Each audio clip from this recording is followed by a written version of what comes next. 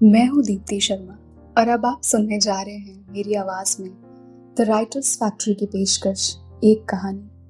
शीर्षक है पतंग, जिसे लिखा है प्रणव विश्वास ने। तो आइए सुनते हैं। पतंग तो जानते हो ना, बचपन में बहुत उड़ाई होंगी। आज भी कभी आसमान में पतंग देखो तो बचपन की सारी यादें जैसे आंखों के सामने आ जाती हैं। वो पतंग को बांधना, मांझा जोड़ना और जितना हो सके उतनी ऊंची उड़ाना। खुद की कट जाए तो रोना और दूसरों की काट दो तो लूटने दौड़ जाना। याद करके ही चेहरे पे मुस्कान आ जाती है ना? लेकिन कभी सोचा है, पतंग और हमारी जिंदगी बिल्कुल एक जैसी ही है। चलो एक किस्सा सुनाती हूँ। मैं और पापा बाजार गए हुए थे।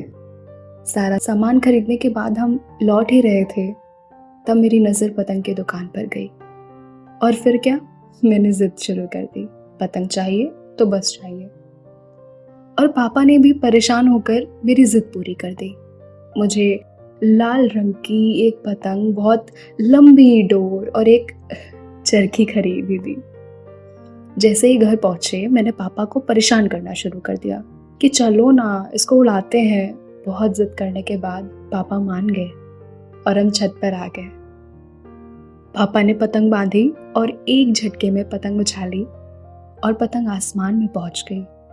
पापा डोर को आगे पीछे दाएं बाएं खींचते रहे और जब पतंग दूर आसमान में चली गई तब पापा ने डोर मेरे हाथ में थमा दी। मैं बहुत खुश था।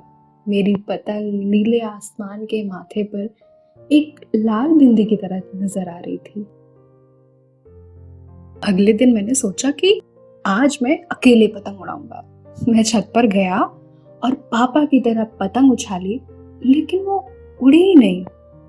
मैंने बार बार कोशिश की, फिर भी वो नहीं उड़ी। मैं हार मानकर उदास चेहरे के साथ नीचे आ गया। पापा ने मेरा उदास चेहरा देखा और बोले, क्या हुआ? मैंने बताया कि मैंने कितनी कोशिश की, लेकिन पतंग उड़ी ही नहीं। पापा बोले, वापस चल छत पर, मैं भी देखता हूँ कैसे नहीं उड़ती। हम दोनों छत पर गए और पापा ने यहाँ वहां देखा और इस बार पापा ने छत के दूसरे छोर पर खड़े होकर पतंग उछाली और पतंग उड़ भी गई। पापा ने कहा, पहले हवा देखो किस तरफ चल रही है, उसी तरफ पतंग उड़ेगी। मैं समझ गया और पापा ने फिर डोर मेरे हाथ में दे दी। अचानक ही पता नहीं कहां से एक हवा का झोंका आया और पतंग नीचे गिरने लगी।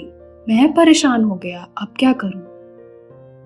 फिर जोर जोर से डोर खींच रहा था, लेकिन पतंग ऊपर जाने का नाम ही नहीं ले रही थी, बल्कि पतंग ऊपर जाने के बजाय नीचे उतरती जा रही थी।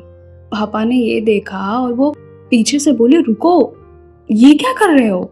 डोर खींचो मत, ढील छोड़ो। मैंने कहा, क्या ढील छोड़ूंगा तो पतंग गिर जाएगी ना? पापा ने कहा, हम गिरने नहीं देंगे, तू ढील छोड़। मैंने ढील छोड़ दी और पापा ने अपना सिर ऊपर की तरफ उठाया। फिर पापा बोले, अब खींच। मैंने जोर से डोर खींची और पतंग फिर से ऊंचे आसमान में थी। पापा बोले, बेटा, हर समस्या का हल उदास होकर या परेशान होकर नहीं निकलता। पहले थोड़ा शांति से समस्या को समझो कि उस समस्या की वजह क्या है।